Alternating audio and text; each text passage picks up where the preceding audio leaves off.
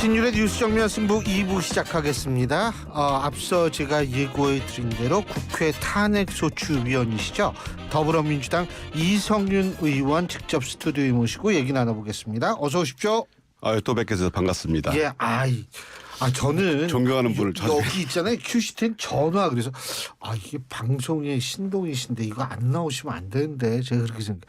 진짜 방송 잘하세요. 저는 오늘 본회의 중입니다. 그런데 우리 교수님께서 불렀다 하니까 또 YTN 시청자들이 찾는다 하니까 얼마나 고마운지 몰라요.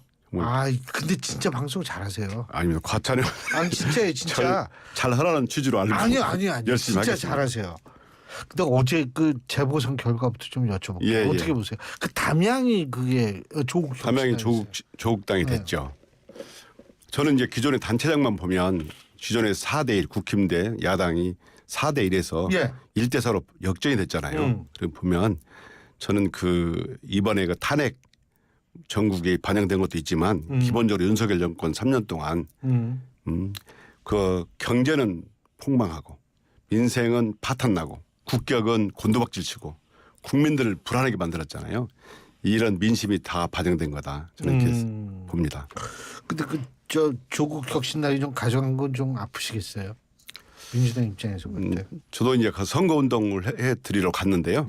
저도 이렇게 우리 민주당 의원들과 함께 선거 운동하면서 좀 분위기가 좋아졌다라는 느낌을 받고 왔는데 워낙 우리 당 후보가 이 담양 후보로 올 때 좀 오래 늦게 온 듯합니다. 그렇지만은 조금 늦었구나. 최선을 다했고 우리도 대표도 가서 지원을 했지만 근소한 차로 진 것은 좀 아쉽습니다. 자, 내일입니다. 국회 탄핵소추위원이시니까 당연히 우리 이성윤 의원님은 거기 가실 거 아니에요. 헌법재판소. 예, 내일 11시에 시작하는데 저희는 경찰과 함께 아침 9시에 출발합니다. 국회에서. 어이구. 왜 이렇게 수험생 수능 시험 보는 학생들보다 더 빨리 가네요. 예? 그게 이제 헌법재판소 150m 주변이 진공으로 만들었고요. 걸어 들어가니까. 또 이제 경찰차가 인도에서 가긴 하지만 내일 시민들이 엄청 많이 몰려오기 때문에 교통이 그렇게 막힌다고 합니다. 옛날 박근혜 대통령 시절에도 그렇게 많이 막혔거든요. 그래서 이번에는 9시 출발해서 안전하게 가기 위해서 출발을 일찍 하기로 했습니다. 이야, 근데 온갖 그게 다 나오는데 우리 청취자 시청자분을 위해서 살짝 들으신 거 없어요? 들은 것이 없잖아요. 그런 자체가 8대 0이라는 증거입니다. 들은 게 없어요. 8대 0이라는 거. 예, 확실하게 만장일치가 됐기 때문에 나오는 이견이라든가 말다툼이라는 이런 게 전혀 안 나오지 않습니까? 들리지가 않더라고요. 그 이유가 만장일치로 됐기 때문에 그렇습니다. 전 되게 신기한 게 법조계에 계셨으니까 아시지만 전 되게 신기한 게 우리나라에선 비밀이란 게 없어요. 이게 좀 있으면 다 요거 이렇게 나오게 돼 있어요. 근데 이번엔 안 나오더라고. 지금 헌법재판소 재판관들의 구성이 8분 전원이 판사입니다. 판사들은 합의 과정을 외부에 누설하면 처벌되게 돼 있습니다. 그렇기 때문에 이분들은 수십 년간 판사를 하셨잖아요. 그렇기 때문에 합의 과정은 밖에다 누설하지 않는 것은 체질화되어 있어요. 판사 출신이시니까. 만일에 이제 다른 학계 출신이라든가 또는 검찰 출신이 계셨다면 조금 여지가 있어. 소주 한잔 먹고서 너 마셨어요. 이럴 수 할 수 있을 거라 보는데 대부분 한 판사 생활만 한 20년, 30년씩 하신 분들이거든요. 그렇기 때문에 합의 내용을 밖에 말하지 않는 것은 거의 체질화된 분들이라고 보면 맞습니다. 그래서 그렇군요. 근데 이 판사 출신 이런 말씀하시니까 우리 이성윤 의원께서는 윤석열 대통령 사법연수원 동기시죠? 예, 동기고 검사 생활을 30년간 같이 했습니다. 같이 하고 동기고 젊을 때부터 보신 거죠? 그러니까 쉽게 얘기한다면. 저희 반 같은 조로서 같은 조까지. 같은 한 조가 몇 명이었어요? 그때? 한 조 보통 우리가 300명이 합격했는데 50명 정도 나눠가지고 공부를 합니다. 6개 반으로. 50명도 많잖아요. 그러니까 A, B, C조 나눠가지고 16명에서 20명 정도가 한 조가 돼가지고 하는데요. 아유, 저는 그럼 뭐. 오반 시죠. 윤석열도 오반 시죠. 아유, 그럼 뭐 아주 가까웠겠네요. 예. 그리고 검사하면서 30년간 같이 이렇게 검사장을 했고요. 예. 좀 여러 가지로 좀 생각이 많이 드시겠네요. 저는 그 탄핵 소추단의 일원으로서 그 11번의 변론 기일이 있었지 않습니까? 예. 전부 갔습니다. 매번 가가지고. 원래 성실하시잖아요. 그리고. 예. 그 3회차부터 윤석열 피청구인이 나왔는데 예. 제가 꼭 눈도 마주치기도 하고 또 표정도 봤는데 마지막 무렵에 와서는 현타가 온 느낌이 들더라고요. 얼굴도 되게 이렇게 어두워지고 굳어지고. 예, 자신이 무슨 말을 해도 무슨 뜻인지 모르고 하는 듯한 말을 많이 하더라고요. 심지어 막 말을 많이 하다 보니까 자백도 해요. 예를 들어서 선관위에 내가 군대를 보냈다. 이것도 자백을 했습니다. 그래서 저는 본인도 탄핵된다는 거, 파면된다는 것은 아마 알고 있을 것 같다. 제가 오랫동안 경험해봐서 압니다. 이 검찰에 계실 때 예. 경험을 해서 안다 이 예. 말씀이시죠? 겪어봐서 안다는 거죠. 공판 같은 거 하면 이렇게 딱 보면 감이 온다 이 그렇습니다. 말씀이시네요. 근데 그 옛날에 사법연수원 다니실 때 이런 식의 조우가 이루어질 거라고 생각을 전혀 못 하셨겠죠. 뭐. 예, 저는 윤석열 용산 대통령이 정말 용산으로 진출을 할 거라고 생각도 못 했고요. 예. 저도 이렇게 정치인 될 거라고는 생각 못 했습니다. 그런 거 이제 좀 전문 용어로 팔자라고 그러는 팔자입니까? 운명. 근데 뭐 하여간 이제 내일이면은 뭐 이게 되는데 이게 시나리오 별로 제가 좀 여쭤본다면 만일 내일 기각이 된다라고 가정했을 때 복귀를 하게 되면은 그 윤석열 대통령이 분명히 그 최후 변론인가 얘기를 한 게 뭐냐면 나 임기 연연해 하지 않는다. 이거는 저는 임기 단축이라고 받아들였고 예. 개헌하겠다는 얘기도 했거든요. 예. 뭐 정치 개혁만 되고 하면은 뭐 나는 굉장히 뭐 소임을 다 이런 식으로 얘기했는데 어떻게 그거 할 거라고 보십니까? 제가 그 마지막 최후 변론 때 다 들었습니다. 한 1시간 8분 정도를 하던데 그중에 내용이 들어있는 것이 복귀한다면 개헌을 하겠다. 그런 취지의 말을 했거든요. 저는 어떻게 들었냐면 그 순간만 모면을 하려는 약간 믿을 수 없는 약속 그 정도로 생각을 했습니다. 저는 윤석열 용산 대통령을 오랫동안 봐왔지만 이 만일에 억만불의 일이라도 기각이 된다면 기각이 될 수 없지만 기각이 된다면 복귀해서 이 개헌 약속을 지킬까? 저는 아주 지키지 않을 거라고 생각합니다. 그 이유가 옛날부터 봐왔기 때문에 왜 그러세요? 이 약속이라는 게 이 국민들한테 지킬 수 있는 약속이 있고 지키지 않을 약속이 있는데 예. 그 순간만 모면을 하려고 이런 약속을 했다고 제가 말씀드린 이유는 이 개헌이라는 게 혼자 될 수 있는 것이 아니고요.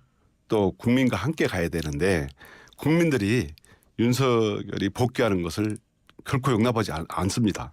적어도 70% 정도는 윤석열이 다시 복귀하는 거 받아들일 수 없는 거죠.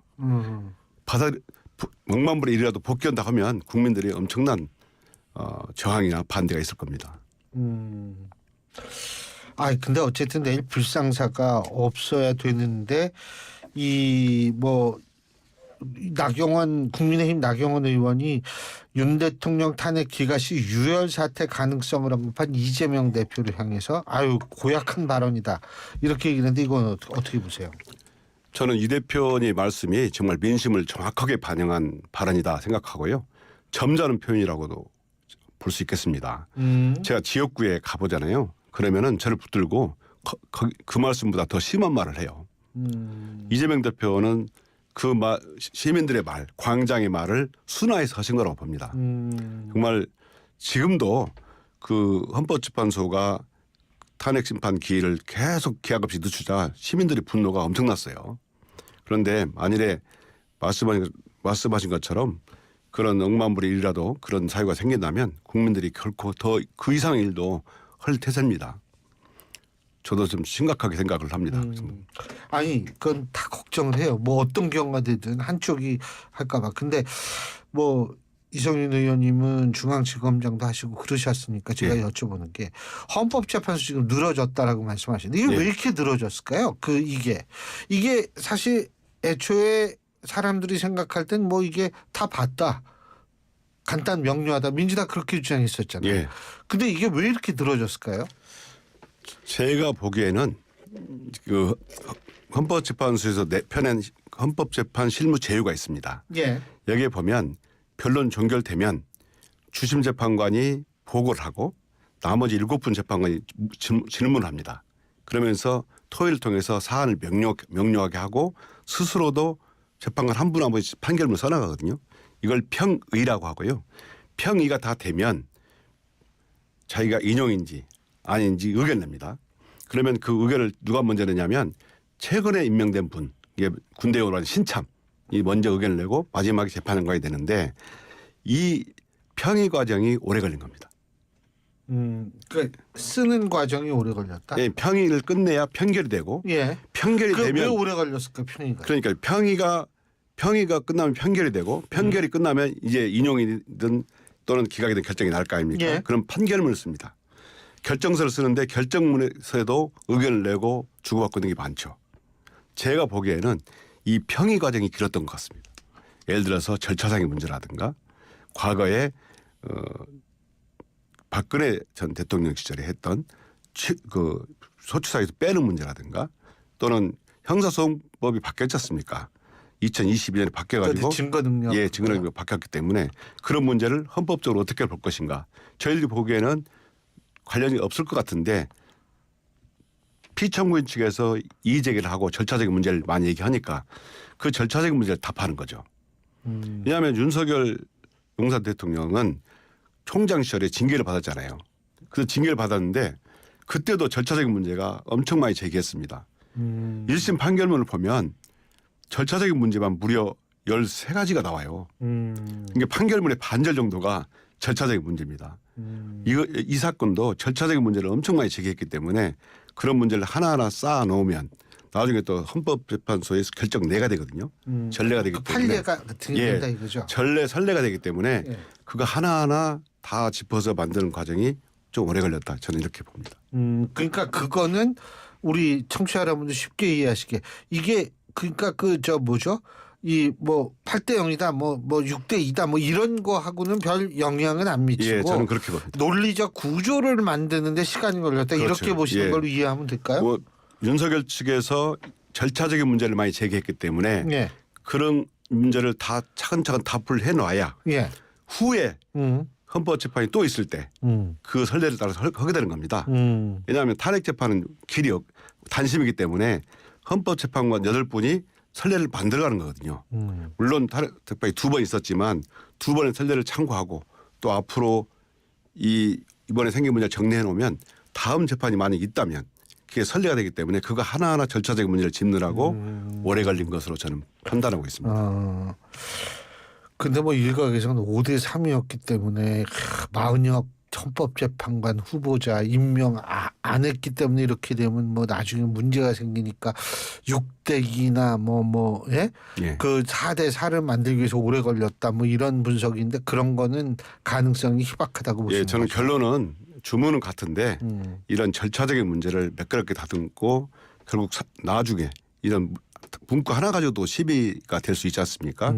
헌법재판소 결정문. 그다음에 전 세계적으로 현직 대통령에 대한 내란죄 파면 결정문은 처음 있는 결정문입니다. 전 세계적으로. 그래요? 예. 전 세계가 주목하는 판결문이에요. 와 그래요? 예. 그렇기 때문에 헌법재판소에서 문구 하나하나 조사 하나하나까지도 꼼꼼히 챙길 거라고 봅니다. 지난 박근혜 대통령이 그때는 내란죄가 아니었고 아니죠. 그렇잖아요. 그 판결문 쓸 때도 정말 며칠 동안 읽어보고 또 더듬고 했다는 거 아닙니까? 그래서 주문이 선고되는 그 시간이 파면이 되는 거거든요. 그래서 그 시간까지도 맞추고 그렇기 때문에 시간이 좀 많이 걸렸다. 이렇게 봅니다. 야, 그 전 세계적으로 그 현직 대통령이 내란죄 관련 탄핵은 처음이다 이 말씀이시죠? 그렇죠. 파면 결정문은 처음 나오는 겁니다. 그렇군요. 근데 제가 지금 마은혁 후보자 잠깐 얘기를 했는데 그분은 어떻게든 임명이 돼야겠죠, 그죠? 그렇습니다. 예. 이건 이제 끝났지만 예. 이 이후엔 임명을 하리라고 보십니까? 한덕수 그때 어떻게 될지 모르지만 하여간 누군가는 할 거라고 보십니까? 예, 저는 임명될 거라고 봅니다. 왜냐하면 헌법재판소에서 스스로 이거는 임명하지 않는 것은 위헌이다라고 명확히 선언했고요. 헌법재판소법 69조를 보면 헌법재판소의 결정은 모든 국가기관을 기속한다. 국가기관은 따라야 된다. 이렇게 선언을 해놨기 때문에 결국 임명될 거라고 봅니다. 근데 그 일각에선 우리도 미국처럼 그냥 대법원만 두고 헌법재판소 없애자. 어떻게 보세요, 이거는? 이 헌법재판소가 과거에 87년 군부 독재를 끝내고 나온 산물이잖아요. 그래서 우리 헌법의 정신을 제가 자세히 보면 과연 또 군부 세력의 쿠데타가 있을까? 이건 또 있을지도 모르겠다라고 하기 때문에 이 제3의 기관, 그러니까 법원이든 제3의 기관으로부터 한 번 더 거르게 만든 겁니다. 이게 유럽식이죠. 그 독일법칙에 예. 다 있죠. 예. 미국식은 사원이 결정하면 사원이 결정하죠. 정치적으로. 그렇기 때문에 미국식이냐 우리나라는 독일식이냐 이런 문제였는데 결국은 또 다른 군부 정권이 생길지도 모르니까 객관적인 제3의 기관에서 한 판단을 받아보자라고 이렇게 헌법재판소법을 설계했는데요. 노무현 대통령 때는 제대로 기능을 했다고 보고 지금은 국민들이 광장에서 하는 말입니다. 우리 5천만이 3천만이 원하는데 8분이 막을 수 있느냐 이런 말을 많이 하더라고요. 그래서 이 부분은 헌법재판소 결정이 난 후에 한번 국민들이 어떻게 생각하는지 다시 한번 의견을 모아볼 필요도 있을 것 같습니다. 맞아요. 그리고 솔직한 얘기로 헌법재판소 재판관 임기 연장 이게 왜 그러냐면 어떻게 될지는 모르지만 상황에 따라서 문영배 재판관하고 이미선 재판관인가요? 이 두 사람이 지금 이제 퇴임을 하게 되니까 이게 어떻게 될지는 모르지만 공석이 또 오래 끌 수도 있고 이런 상황이 있기 때문에 이 임기 연장법도 계속 추진하실 거예요? 임기 연장법은 사실 제가 발의했습니다. 그러세요? 아유 몰랐네. 올해 1월 2일 날 발의했습니다. 이게 뭐냐면 옛날에 임기 연장이라는 의미가 헌법에 보면 헌법재판소 임기를 6년을 한다. 연임에 관해서는 법률로 정한다 돼 있습니다. 그렇기 때문에 임기 연장 문제가 아니고 헌법재판소는 7인 이상이 심리하게 돼 있습니다. 그런데 우리 국민들은 완전체로 구인으로 된 헌법재판을 받을 권리가 있죠. 예를 들어서 제가 형사재판을 받습니다. 그런데 재판부가 3인이 합의부잖아요. 그런데 재판관 한 분이 안 계시고 두 분이 저를 재판한다면 굉장히 불안하겠죠. 국민들은 완전체로서 헌법재판소에 완전체로 재판을 받을 권리가 있는 겁니다. 그러면 우리 헌법은 완전체로 재판을 받을수록 만들어 놓은 거죠. 그런데 만일에 헌법재판소가 7인 이상의 심리를 하게 돼 있는데 7인이 안 된 경우가 많습니다. 그래서 2016년에도 그렇고 저도 그렇고 또 유럽이나 보면 많은 헌법재판소를 채택하고 있는 나라에서 보면 헌법재판소 임기가 끝나면 후임자가 임명될 때까지 이 임기를 계속하게 만드는 법이 있습니다. 저는 이게 이 판례 한번 볼까요? 판례 한번 보시죠. 근데 딴 쪽에선 개헌해야 된다 막 그러던데 헌법재판관의 임기는 헌법에 딱 못 박혀 있기 때문에 개헌을 해야 된다. 그건 어떻게 보세요?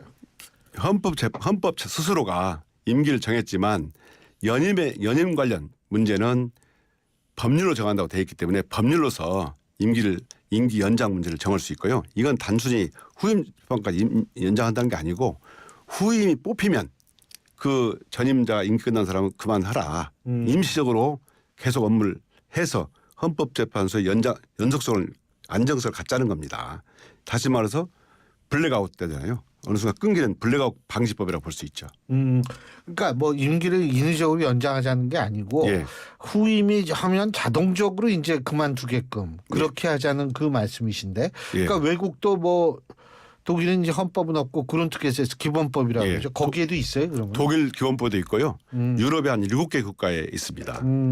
심지어 오스트리아 같은 경우는 헌법재판관을 임명할 때 예비 헌법재판관을 임명합니다. 그래가지고 헌법재판관이 고리가 됐을 때 바로 예비 재판관이 재판하게 해서 헌법재판의 연속성을 유지하게 하도록 하고 있죠.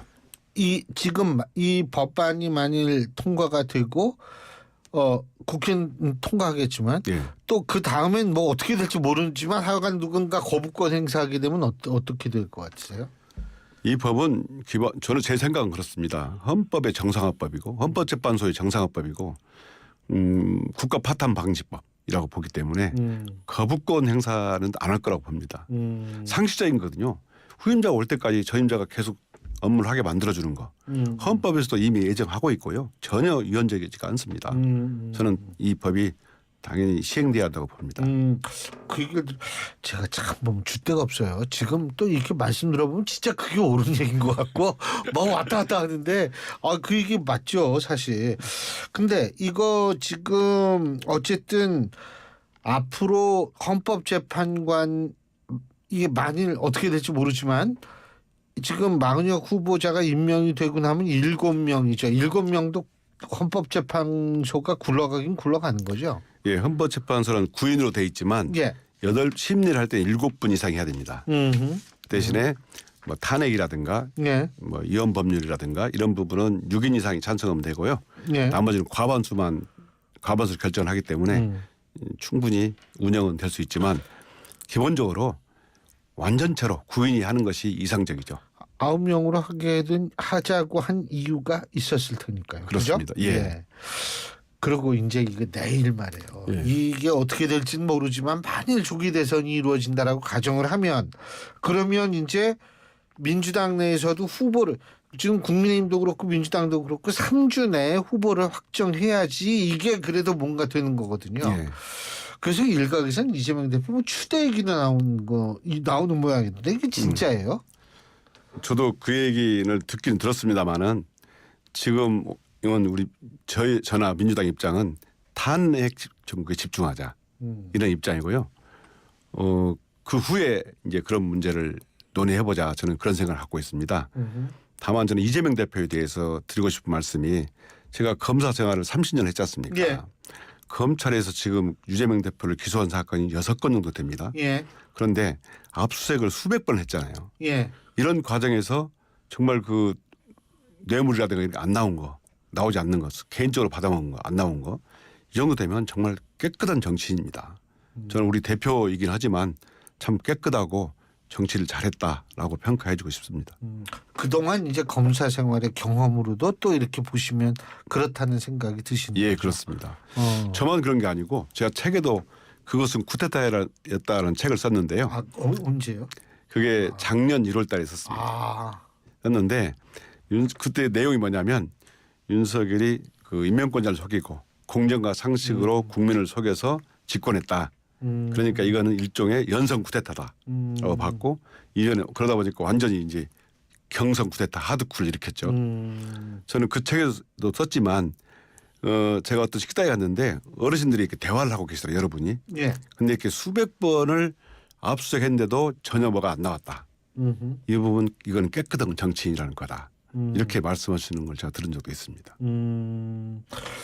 그래서 뭐 만일 조기 대선 국면이 된다면 근데 그 민주당의 입장에서 볼 때는 국민의힘이 어떤 후보가 제일 좀 상대하기가 쉽다라고 보세요? 국민의힘은 누가 나와도 지지받기 어렵습니다. 워낙 극우고 많이 아스팔트 극우랑 막 섞이고 그래가지고요. 제가 한번 방향을 잘못 잡은 것 같아요. 이번 되면 헌법 파괴 행위다 하고 윤석열 영상 대통령과 단절을 해야 맞고요.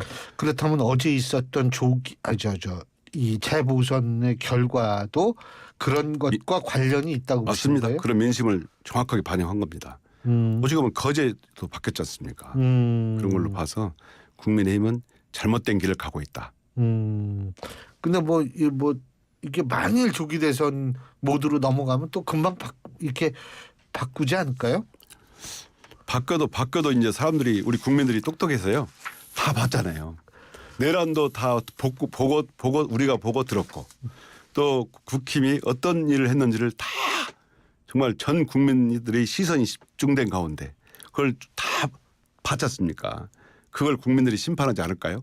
저는 충분히 국민들이 기억하고 있다가 심판할 거라고 봅니다. 알겠습니다. 내일 일찍 일어나셔가지고 또 가셔야 될 텐데 예. 이렇게 저녁 방송도 나와주셔서 진짜 고맙습니다. 근데 다음에 좀 편할 때 한 번 더 나와주시면 예. 진짜 제가 재밌게 방송을 만들어 드릴 수 있습니다. 불러만 주시면 제가 정말 감사합니다. 특달까지 맨발로 오늘은 오겠습니다. 재밌게 하기가 좀 그래서 그런 건데 예. 다음에 꼭 한번 더 나와주세요. 불러만 주십시오. 감사합니다. 별 말씀을 고맙습니다. 예, 감사합니다. 예, 지금까지 더불어민주당 이성윤 의원이었습니다.